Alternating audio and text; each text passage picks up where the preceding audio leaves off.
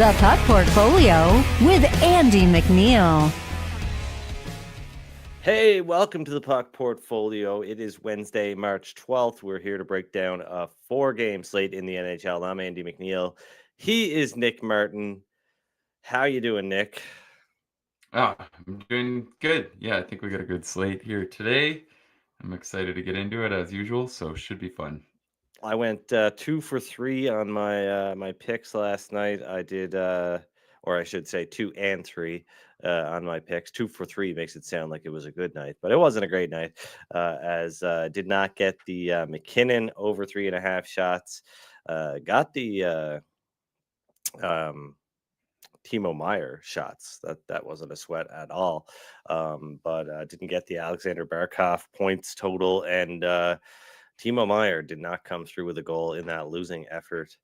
Thomas Hertl. Sorry, I was going to say Meyer scored. It hurt me. Yeah, The Blue Jackets were pushing at that point. And how did your night go? I was down slightly as well. Our show picks I missed on Blue Jackets, Rangers. I thought the Rangers played pretty well. That one kind of sucked. And then got the full ladder on Pettersson. Got his 4 shots, so that helped. Hopefully everyone played that. Unfortunately, I don't know what's going on with the action app. The 2 Elias Petterssons have broken. The Pettersson props haven't been there since they've had both of them in the lineup. So there's something going on there. I did take the time to log the 1 as a custom bet, but didn't have the energy to do all of them. So yeah, hopefully our listeners of the show got that full ladder because he was firing again. Nice. And the Canucks are back in action tonight against the Calgary Flames. We'll talk about that one in a little bit, a little later in the show. The Buffalo Sabres in Detroit taking on the Red Wings, the Montreal Canadiens, concluding the second half of a back-to-back in Seattle after their big win over the Vancouver Canucks on Tuesday. And then the Anaheim Ducks and the Utah Hockey Club. I know we both have picks in that game. But let's start with the Buffalo Sabres and the Detroit Red Wings. This is a big game. Buffalo ended their 6-game losing streak with a 3-2 upset win over the Edmonton Oilers on Monday. And now the Detroit Red Wings are looking to do the same against the Sabres. The Red Wings saw their losing streak extend to 6 games with a 2-1 loss to Ottawa on Monday. And they now sit 4 points back of the Columbus Blue Jackets for the second wildcard spot in the Eastern Conference. The Sabres, of course, dead last in the East with 56 points. So while they aren't going to make the playoffs, they can certainly play a bit of a spoiler role tonight against the Red Wings, who have the toughest remaining schedule based on regular season points totals. So a loss to the last place Sabres would be a pretty big crushing blow to their playoff chances. And really, there's not a lot separating these two teams. Obviously, the standings, 10-point difference. But when you look at the underlying metrics, you look back to December 27th. That's when Todd McLellan took over for the Red Wings in the head coaching position. Since then, Buffalo ranks 21st in 5-on-5 expected goals, 8th in 5-on-5 goal share. The Red Wings, on the other hand, they rank 27th in 5-on-5 expected goals and 26th in goal share under Todd McLellan. There's also less than 1 percentage point separating these two teams in terms of their shot share at 5-on-5. And the Sabres have been a lot better offensively 5-on-5 than the Red Wings have been. Actually, Buffalo, since the start of January, they rank as the top 5-on-5 team in terms of goal scoring per 60 minutes, while the Red Wings rank 27th in 5-on-5 scoring.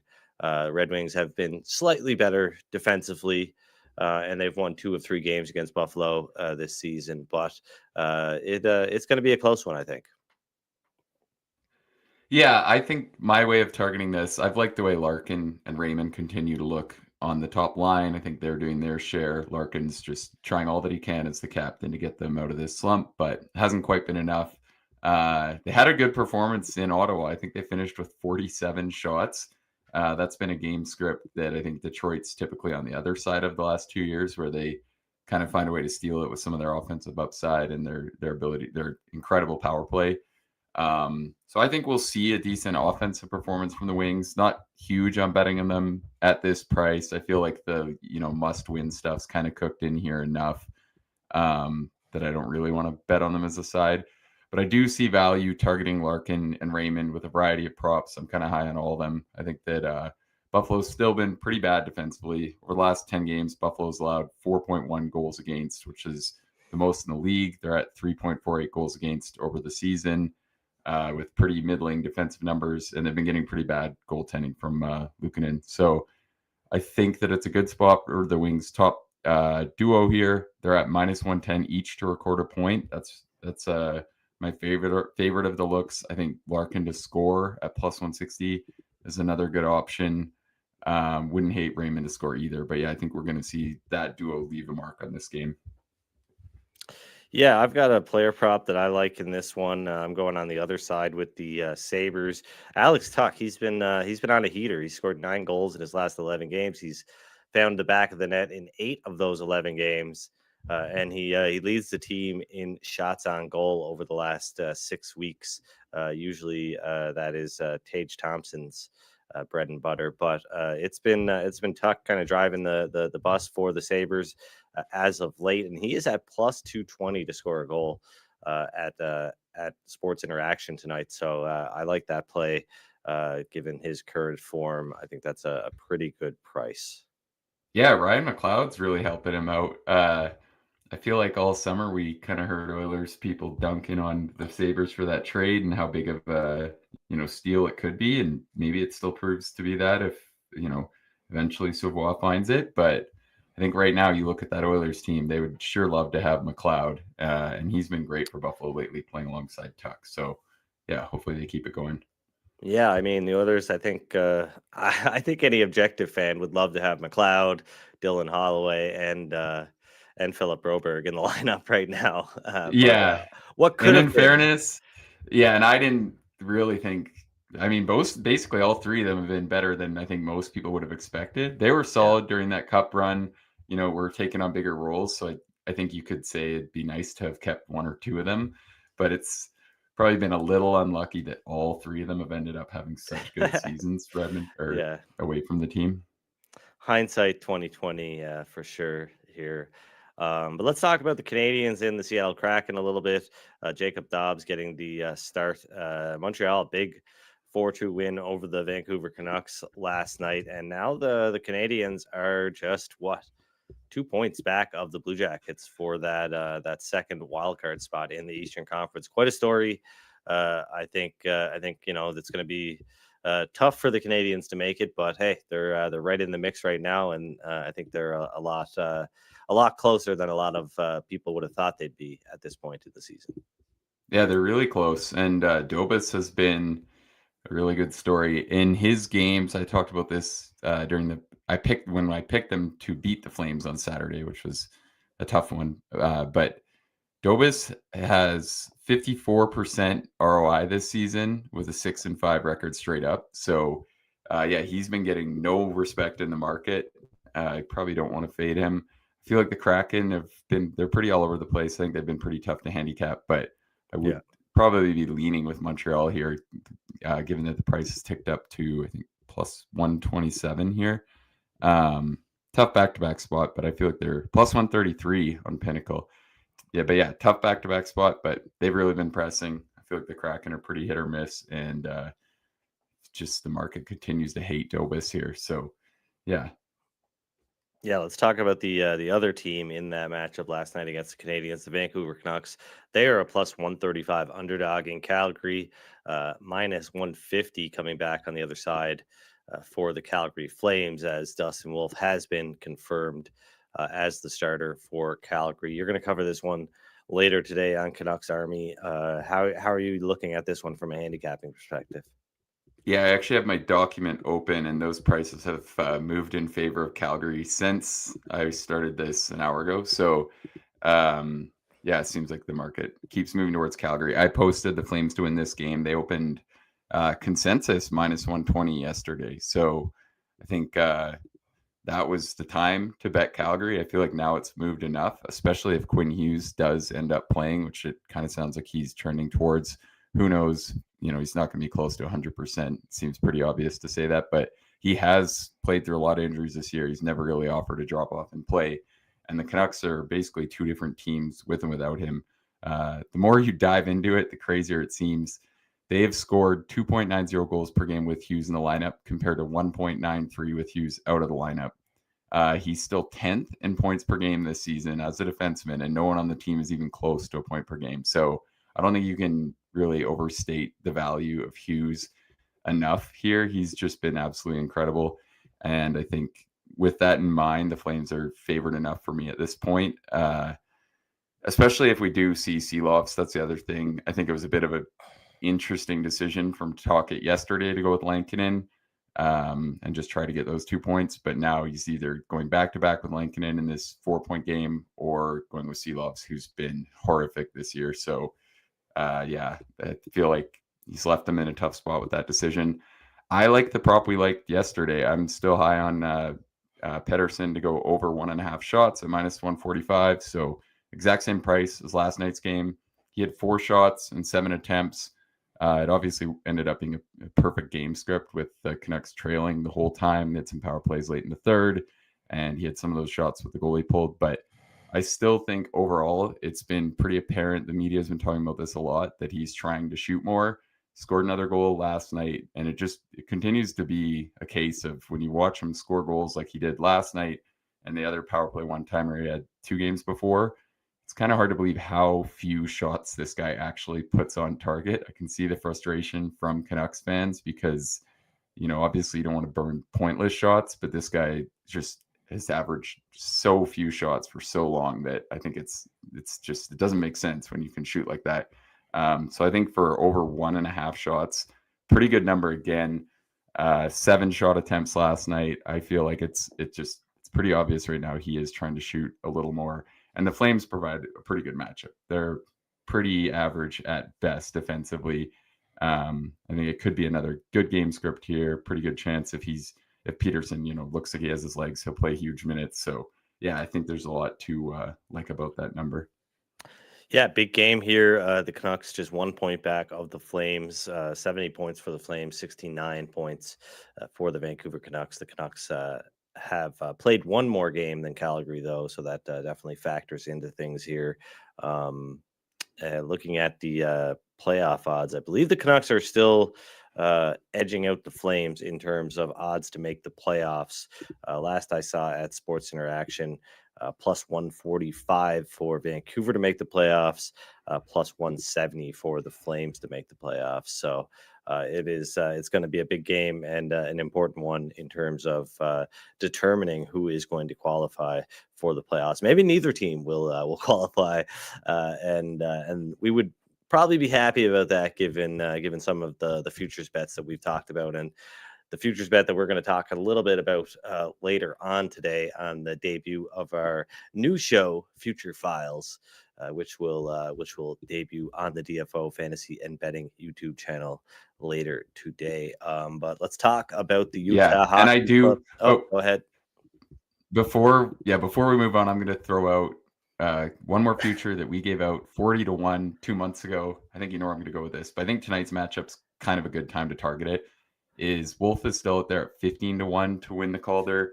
I don't think he's getting the respect he should. Like, I can kind of see where odds makers are coming from. NHL.com just had a poll of all their writers, and Wolf was third by a decent margin. So, it does seem like he's not really getting that much credit. So I can kind of see the number, but the Canucks have been one of the worst offenses for the last 4 months. I think tonight's game should be pretty close, pretty good chance Wolf ends up with a win while not allowing many goals against.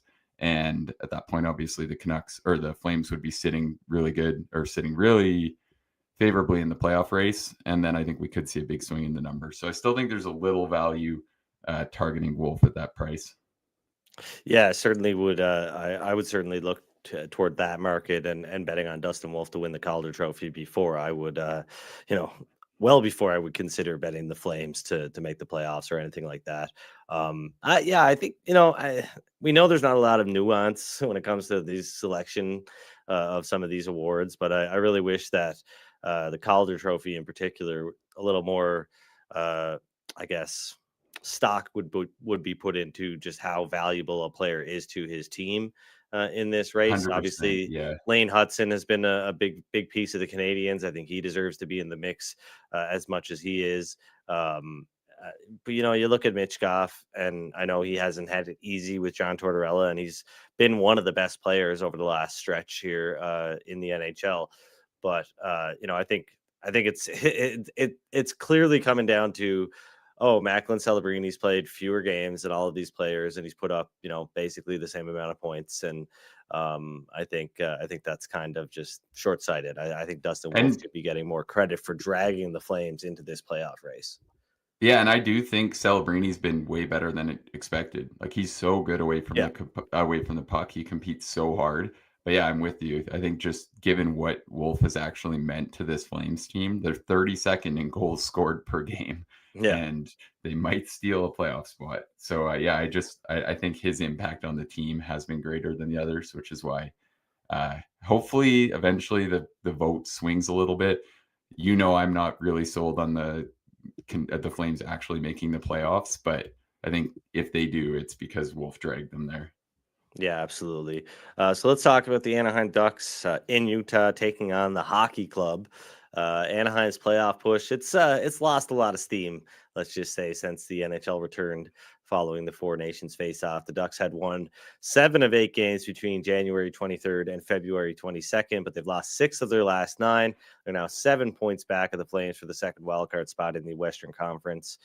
Utah had won 6 of 8 games going back to February 4th, but they've dropped 3 of their last 4. Fortunately, they picked up points in overtime and shootout losses in their last 2 games. But these next few games are going to play a big role in determining whether they qualify for the postseason or not. The Utah Hockey Club is sitting just 3 points back of the Flames right now in the wild card race, and we're going to talk about Utah on the Future Files a little bit later today. There's only 4 points separating Utah and Anaheim in the standings, but a big skill gap separating these two teams. You look back since January 1st, Utah ranks 9th in expected goals and 6th in shot attempt percentage at 5-on-5, according to Evolving Hockey. Anaheim, meanwhile, 31st in both expected goals and shot attempts at 5-on-5. Really, the only thing the Ducks have going for them right now is their goaltending. This whole push has been driven by their goaltending and some shooting luck, obviously. And that's the main reason they've been able to climb out of the basement here. Anaheim actually has defeated Utah twice already this season, winning 5-4 in extra time each time, but once in a shootout, once in overtime. But I would expect Utah to control play, dominate the shot clock tonight. And with forward Dylan Guenther leading the way as he has over the last little bit. I mean, over his last 12-game stretch, he has led the team in shots on goal. That's going back to February 1st. And he's registered 5 or more shots in 6 of those 12 games. So while I'm going over 3.5 shots at plus 110 for Guenther, I do think it's worth considering 5+ shots at plus 240 as well, because he's done so in his last 2 games. He has 14 shots in his last 2 outings, and the Ducks not a very good team when it comes to suppressing shot attempts. And I believe you've got a shot prop that you like in this one as well. Yeah, we're definitely seeing this one the same way. I think a lot of bettors are. The Ducks are still allowing a ton of shots against 31.12 over the last 10 games. And they just continue. I think part of that is that they're in all these games they're not supposed to be in because of their goalies. And I think hopefully tonight we kind of see a similar thing where they hang around versus Utah while being heavily outplayed. And we get a lot of shots from both our props here. I like Nick Schmaltz to go over 2.5 shots at plus 125. Like Guenther, he's been pouring them on target recently. A big part of it has been the return of Cooley. In 7 games since Cooley's come back, Schmaltz has averaged 3 shots a game with 5.14 attempts per game, which is pretty good when you consider the plus 125 number and that those matchups weren't against the Ducks. So that line has been one of the very best in the league alongside Keller. And yeah, I just feel like they're going to be all over it tonight, take it to the Ducks, who've been pretty horrific defensively. So yeah, I'm kind of high on all their props. I think if you wanted to play Schmaltz and Keller as a pair to each get a point, that would be another good option. But I think we'll see that line have a good performance tonight. All right. So that pretty much does it for today's episode of the Puck Portfolio. It's just a small 4-game slate. We'll be back on Thursday, breaking down Thursday's big slate from a betting perspective. My picks for tonight: Alex Tuck, anytime goal, plus 220, and Dylan Gunther, over 3.5 shots at plus 110. Nick has Nick Schmaltz to go over 2.5 shots at plus 110. And what is the other one in Detroit? Yeah, I've got Raymond and Larkin each to get a point at minus 110, and then I like Pitterson to get 2 shots or more at minus 145. All right. Well, good luck with your bets tonight, everybody. And don't forget to gamble responsibly. We'll see you tomorrow.